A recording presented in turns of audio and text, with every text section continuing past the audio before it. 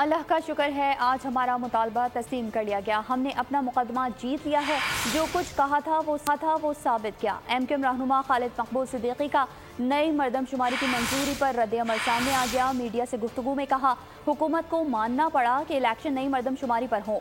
अब इलेक्शन नई मरदमशुमारी के मुताबिक होंगे। MQM रहनुमा ने दावा किया है कि हमारी काविशों के बायस कराची की आबादी में 70 लाख लोगों का इजाफा हुआ।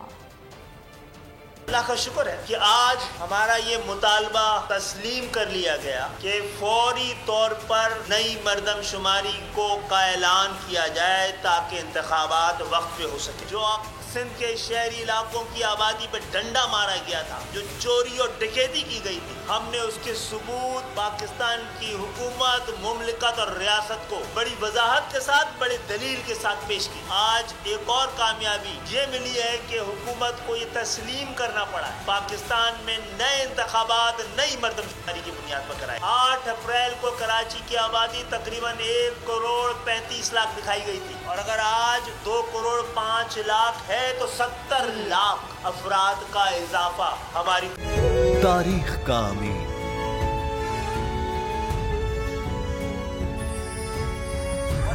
आजादी की अलामत,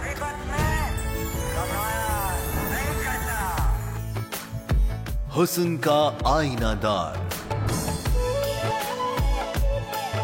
फिक्रो नजरिए की अक्कास, सरफराजी का गवाह, यानी हम सबका निगहबान पाकिस्तान।